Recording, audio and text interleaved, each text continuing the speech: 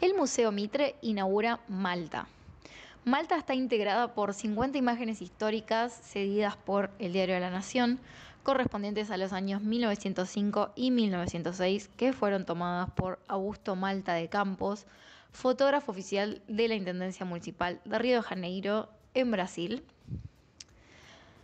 Augusto nació en el estado de Alagoas, al norte de Brasil, y se inicia en la fotografía como aficionado. En 1888 se traslada a la ciudad de Río de Janeiro.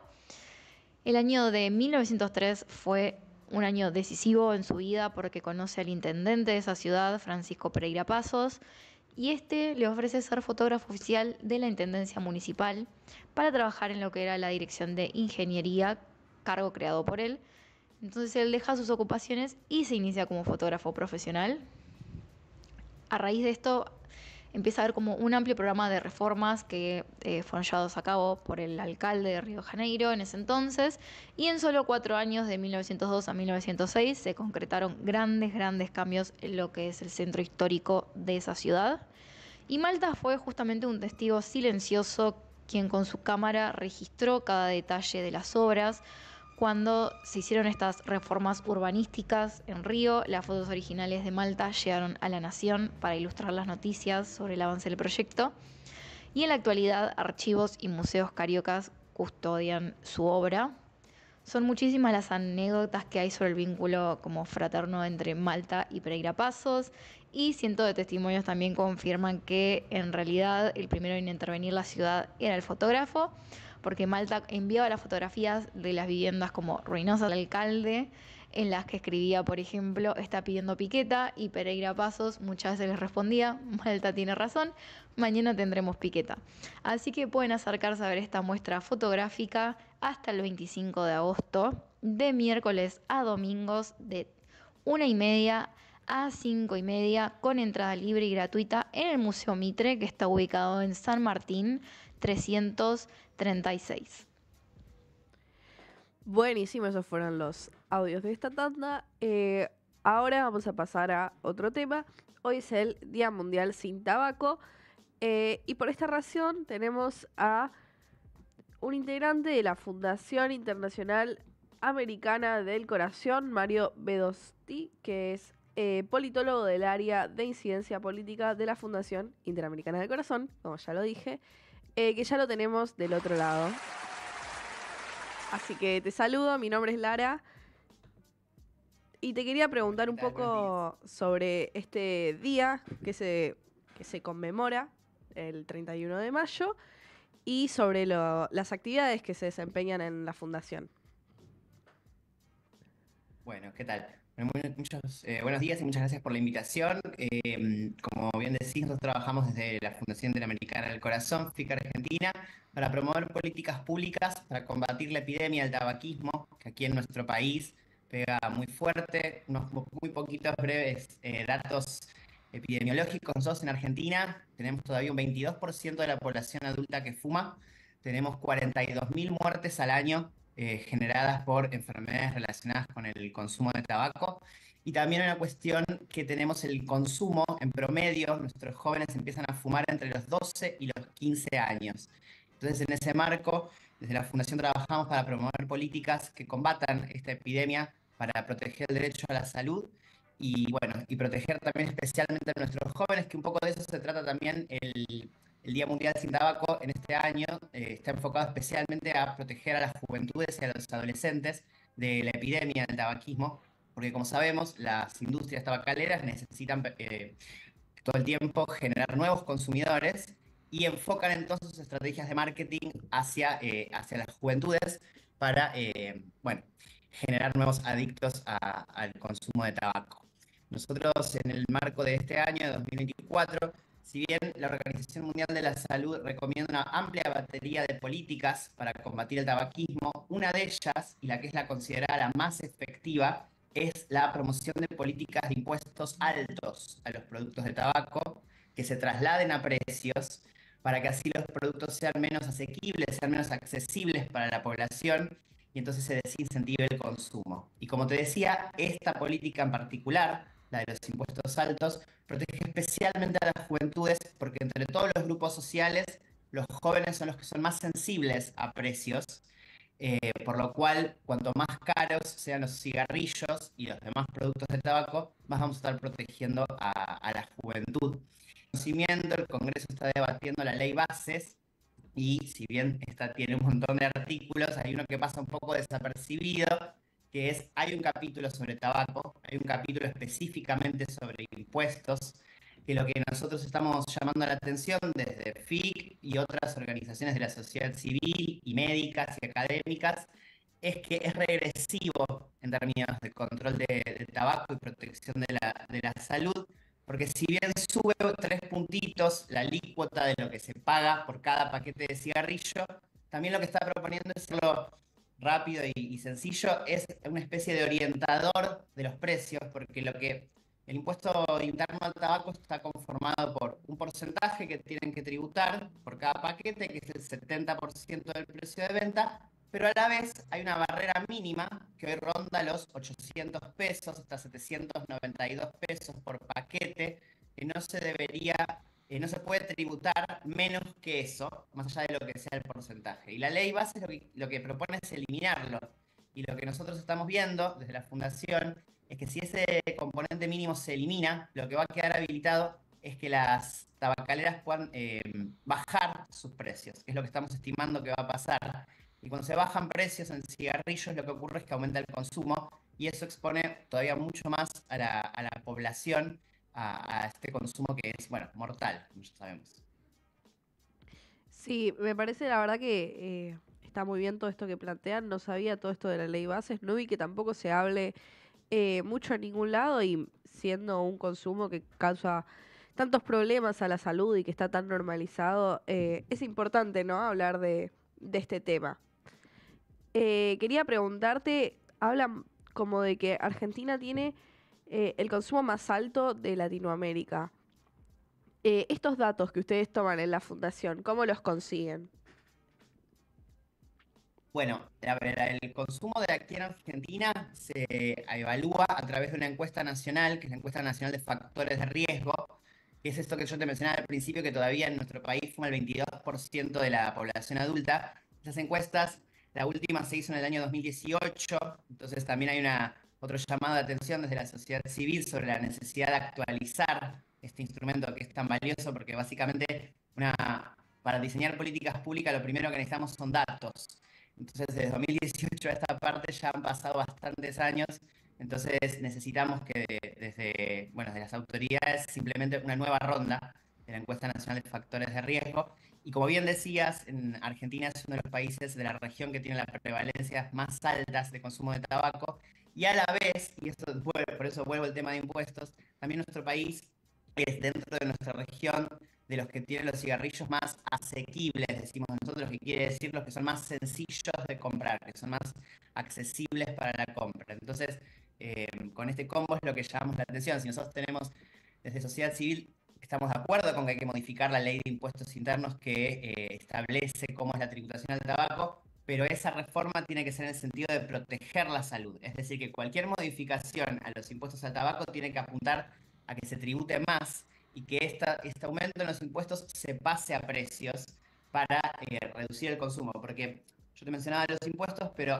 nosotros, la Organización Mundial de la Salud tiene un convenio marco para el control de tabaco que implementar para reducir el consumo. Ese convenio marco también hay que llamar la atención de que Argentina aún no lo ha ratificado y es uno de los muy pocos países del mundo que no lo ratificó. Y adentro de ese convenio, además de la política de impuestos, está la política de restricción completa de publicidad. Ese es otro tema donde aquí en Argentina también tenemos un desafío pendiente, porque si bien nuestra ley de control de tabaco establece fuertes restricciones a la publicidad de cigarrillos, no es completa. La excepción está en los kioscos, que los vemos inundados de publicidad de cigarrillos, lo vemos en las redes sociales, lo vemos también con los cigarrillos electrónicos también, hoy en día que está como en boga el tema, y acá es muy importante destacar que los cigarrillos electrónicos en nuestro país están prohibidos desde el año 2011, y sin embargo la normativa no se cumple de manera exitosa. Entonces hay, como te decía, hay toda una serie de políticas. Nosotros estamos enfocando en la de impuestos porque la evidencia científica muestra que es la más efectiva para reducir el consumo y porque además es lo que se está discutiendo un poco en el Congreso de la Nación, que como vos decís, es un tema que, bueno, la ley base al incluir tantas cuestiones, el tema de tabaco queda desapercibido y las noticias que sí están habiendo son más que nada enfocadas en, bueno, la guerra entre distintas tabacaleras, cuál gana, cuál pierde, y acá nosotros la salud no importa qué tabacalera gana y cuál pierda, sino que si los cigarrillos son cada vez más baratos, pierde toda la población porque se está dañando el derecho a la salud y eso es lo que también estamos reclamando, que en el debate este no se está considerando que los impuestos al tabaco en definitiva, son una política de salud pública. Quería preguntarte sobre la fundación. ¿Qué actividades desempeñan en la fundación? No sé, estaba mirando, no sé si ustedes dan alguna especie de recomendación a las personas que quieran dejar el tabaco o casos de ese estilo. Nosotros de la Fundación nos dedicamos, trabajamos en tres áreas. Lo que es la investigación, hacemos investigación social para producir, son investigaciones orientadas a política pública. Es decir, investigamos para diseñar políticas públicas que sean las más efectivas y las más basadas en evidencia. Con eso incidimos sobre las autoridades a nivel nacional, a nivel subnacional también, trabajamos mucho en las provincias, porque como sabemos, nuestro país es federal, entonces no solo la nación tiene potestad de regular sobre estas cuestiones, las provincias también, y también comunicamos, hacemos campañas de comunicación para concientizar y llamar la atención sobre las políticas públicas que hacen falta bueno, efectivamente en este caso, para atacar la epidemia de tabaquismo. Y además, bueno, nuestro trabajo está orientado a la promoción de políticas saludables en otros términos, o sea, nosotros hacemos control de tabaco, también promovemos políticas de alimentación saludable, trabajamos muy fuerte con todo lo que fue la ley de etiquetado, que en realidad se llama la ley de promoción de alimentación saludable, pero se la conoce como ley de etiquetado, y también trabajamos sobre el consumo de alcohol. Así que en resumen, trabajamos todas las cuestiones, todos los consumos que tengan que ver con los que producen enfermedades muy costosas para la salud humana. Bueno, buenísimo. Muchas gracias. Te agradecemos por tu tiempo. Este canal queda abierto por si querés volver, necesitas expresar en este espacio alguna noticia, cualquier acontecimiento que tenga que ver con la fundación. El medio está abierto para lo que quieras. Bueno, muchísimas gracias y que tengan un buen día y gracias por la invitación. No, muchas gracias a vos. Bueno, ahora vamos a pasar a Juan Pucciarelli, que nos va a estar haciendo su columna de noticias internacionales. Está acá conmigo en el estudio, así que lo saludamos. Hola Juan, ¿cómo estás? Hola Lari, muy buen día para vos, para todo el equipo, para toda la audiencia. ¿Se escucha bien ahí? Sí, perfecto. No, bueno, perfecto. Vamos con columna de política internacional a muy pocos días, a 2 días de las elecciones presidenciales en México, elecciones importantísimas para nuestra región de este año, un año que de por sí está muy cargado de elecciones. Estados Unidos, México, Rusia, Uruguay, bueno, hay varias. En este caso nos vamos a ocupar de México, elecciones en las cuales no solamente se va a votar a la próxima conducción del Poder Ejecutivo, sino también 629 cargos a nivel federal y 19.634 cargos locales dentro de cada estado, además de las gobernaciones de los estados de Chiapas, Guanajuato, Ciudad de México, Morelos, Jalisco, Puebla, Veracruz, Tabasco y Yucatán. Vamos a centrarnos en el aspecto presidencial de la elección. Como acabo de decir, es una elección muy amplia, pero vamos a poner el foco en la cuestión presidencial. 3 candidatos se disputan la presidencia de México. La oficialista Claudia Sheinbaum, de la coalición Sigamos Haciendo Historia, básicamente del partido Morena, el Movimiento de Regeneración Nacional, del actual presidente Andrés Manuel López Obrador, junto con otros 2 partidos aliados. Después tenemos a Xóchitl Gálvez, de la coalición Fuerza y Corazón por México, básicamente la candidata del establishment político mexicano. Ella proviene del PRI, pero es un armado con los 3 principales partidos conservadores tradicionales de México, el PRI, el PAN y el PRD. Y por último, Jorge Álvarez Maínez, del Movimiento Ciudadano, que busca irrumpir por afuera de estos 2 polos que mencioné anteriormente. Desde el 1 de marzo México está en campaña, hace ya un buen tiempo, se acerca la hora de votar. ¿Cómo están las encuestas, o la última encuesta, mejor dicho, de la plataforma Polls, con corte en el 29 de mayo, es decir, anteayer miércoles? Primero menciono las encuestas, o la encuesta cuando comenzó la campaña el 1 de marzo, como dije. Claudia Sheinbaum, la candidata oficialista, medía 67%, Gálvez 28% y Álvarez Maínez un 4%. Bueno, eso se modificó, aunque no sustancialmente. Se achicó un poco la ventaja de Sheinbaum, básicamente. Según el último corte, está con 55% de intención de voto la candidata oficialista. La principal candidata opositora, Gálvez, 31%, y Álvarez Maínez, que logró repuntar del 4% inicial al 13%. Hay que recordar que en México no hay segunda vuelta, es decir, que este domingo se define o se define, lo cual favorece obviamente a Claudia Sheinbaum, que además tiene una diferencia que es de 20 puntos, ¿no? Que sería absolutamente catastrófico que se revierta en estas horas, digamos. Entonces, estamos en condiciones de afirmar que México va a tener por primera vez en la historia una presidenta mujer, muy posiblemente la candidata oficialista, pero sí o sí va a ser una mujer. Así que, bueno, obviamente algo histórico en un país súper machista, lo sabemos, de los más machistas de la región latinoamericana, así que es todo un dato a destacar. Otro aspecto de esta campaña importante fue el nivel de violencia política, decenas y decenas de candidatos asesinados en numerosos estados del país. La conmoción por estas horas está en el crimen de Alfredo Cabrera, que era candidato a alcalde en Coyuca de Benítez, en el estado de Guerrero, en su cierre de campaña. Son impresionantes las imágenes. Se ve cómo aparece por su espalda un arma de fuego que lo remata de varios disparos. Y para tomar dimensión del nivel de violencia política en esta campaña en México, que no es la primera vez que pasa, pero obviamente es muy impactante y no debe ser naturalizado, por supuesto.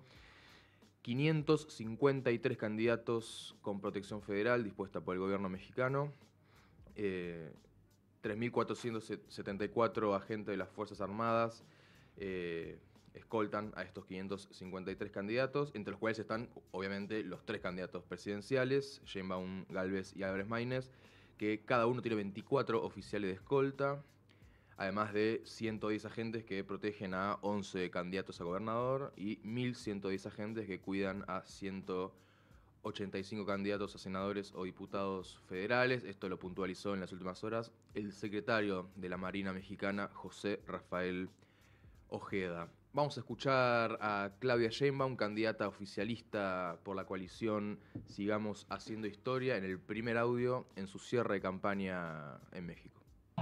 Les puedo asegurar que hay ánimo, alegría que se propaga, esperanza que se respira por todo nuestro territorio y que nos dice que este 2 de junio, una vez más, vamos a hacer historia.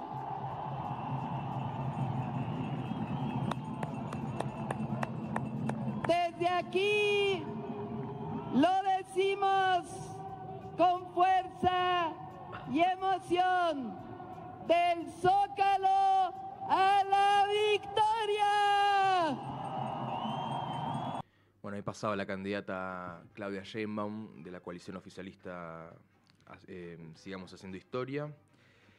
Es interesante lo que ocurre en el oficialismo mexicano, porque López Obrador, que no solamente no puede ser reelecto ahora, sino que no hay segunda posibilidad en general para los presidentes mexicanos de volver a postularse, y es un tema porque tiene una popularidad del 60% o más según todas las mediciones, un hombre fuerte de la política mexicana sin lugar a dudas, que es una incógnita saber qué va a pasar, qué rol va a tomar, esta tensión o no que se pueda generar entre él y la muy posiblemente futura presidenta Claudia Sheinbaum. Es algo que obviamente es una incógnita al día de hoy. Veremos cómo siguen los acontecimientos en México.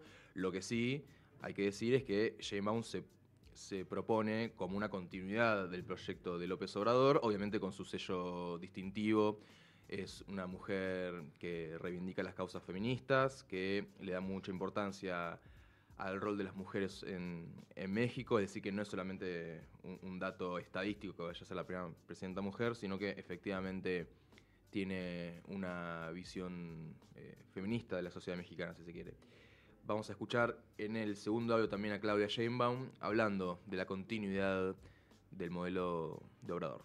Consolidaremos los proyectos estratégicos del presidente Andrés Manuel López Obrador. El Tren Maya, el Interoceánico, la refinería Dos Bocas. Seguiremos dedicando recursos y esfuerzos para caminos rurales, artesanales, carreteras, puertos, trenes de pasajeros, transporte público que potencien el progreso con justicia. Ahí pasaba de vuelta en su cierre de campaña la candidata oficialista Claudia Sheinbaum, haciendo hincapié en uno de los rasgos distintivos de la presidencia del sexenio, como se dice en México, que otro dato importante que son 6 años la presidencia de México, asumió en 2018, se va en 2024 López Obrador, que es la inversión en infraestructura, muy, muy importante en estos años. ¿Y qué onda Gálvez, podríamos decir, no? Esta candidata de la derecha mexicana o de los partidos tradicionales que aparece prácticamente sin chance de ganar, pero que, logró que confluyan los 3 partidos históricos de México, el PRI, el PAN y el PRD, en su candidatura. La escuchamos a continuación a la candidata de la coalición Fuerza y Corazón por México, Xóchitl Gálvez. Vamos a tener un futuro brillante para nuestros hijos y nuestras familias. Soy empresaria, sé cómo generar empleos y sé que ustedes en Monterrey y en todo Nuevo León lo que les gusta es trabajar duro y salir adelante. Así es que van a contar conmigo. Amigas y amigos, hoy la esperanza ya cambió de manos. La esperanza es nuestra. Este domingo salgan a votar con alegría. Salgan a votar todos. Están muertos del miedo en Palacio Nacional. En Palacio Nacional están temblando porque saben que los buenos somos más y que ya nos cansamos. Ya nos cansamos de sus mentiras. Ahí pasaba la candidata opositora principal de México, Xóchitl Gálvez. Ahí un poco con la óptica moral de los buenos y los malos, algo que escuchamos repetidamente en distintos países. Lo cierto es que tiene un desafío gigantesco, que es enfrentar un oficialismo fuerte, popular, con una candidata que, como dije, está muy, pero muy arriba en las encuestas. La verdad que más allá de alguna diatriba como esta que acabamos de escuchar, no parece tener mucho recurso Gálvez para pelear la presidencia viendo los números. Obviamente son encuestas, lo único importante y siempre lo que cuenta en verdad son los votos contados tras abrir las urnas de la jornada electoral. Pero ahí pasaba entonces Gálvez en su cierre de campaña. También propuso, a tono con esta experiencia mexicana de López Obrador en el poder, propuso lo que denominó el Sistema Nacional de Seguridad Social y enumeró algunos aspectos que tendría eventualmente ese proyecto. Hay que aclarar que es un espacio político de centro-derecha, neoliberal. Si vemos cómo gobernó su partido, el PRI, las últimas veces, su programa fue básicamente recorte del mal llamado gasto público, que en realidad es inversión pública, privatizaciones, desregulación y empobrecimiento de las mayorías, lo cual no condice con esta propuesta de Sistema Nacional de Seguridad Social, que, entre otras cosas, enumeró un seguro popular, un programa de vivienda, un sistema nacional de cuidados compuesto por estancias infantiles, escuela de tiempo completo, estancias para niños con discapacidad, Para los adultos mayores, casas de día, pensión universal. Bueno, me permito dudar de la veracidad de esta propuesta, pero eso no importa, lo que importa es lo que voten las y los mexicanos. Vamos a escuchar ahora en una de sus últimas mañaneras, así se llaman las alocuciones del presidente López Obrador con la prensa que ha implementado desde que asumió. Lo escuchamos respecto a las próximas elecciones dentro de 48 horas al actual presidente mexicano Andrés Manuel López Obrador. Estamos inaugurando una etapa nueva de una auténtica, de una verdadera democracia. Ya no es una caricatura de democracia. La democracia no es una fachada que sirve para que detrás opere una mafia de poder, una oligarquía, que eran los que se sentían los dueños de México. Ya estamos en otros tiempos, tenemos que celebrarlo. Ahí pasaba el presidente mexicano Andrés Manuel López Obrador, pronto a dejar su cargo. Interesante eso que planteaba cuando habla de fachada.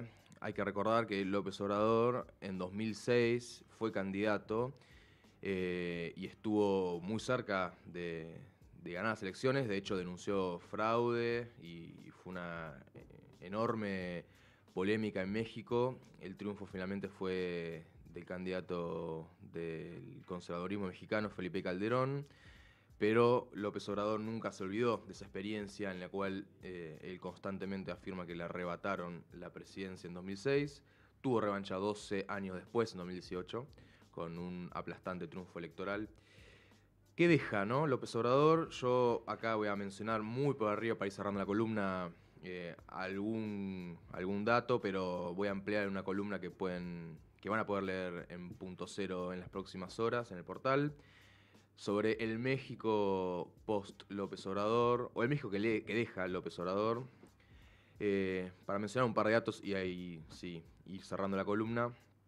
Reducción de la pobreza en México entre el 2018 y el 2022, incluso pandemia mediante, un 9,8% de reducción de la pobreza, de 51,9 millones de personas a 46,8 millones de personas, según el Consejo Nacional de Evaluación de la Política de Desarrollo Social, Coneval. También el salario mínimo tuvo un aumento importante durante la gestión de López Obrador. Aumentó 110% en términos reales, o sea, el poder adquisitivo concreto que tiene ese salario mínimo en relación a la inflación.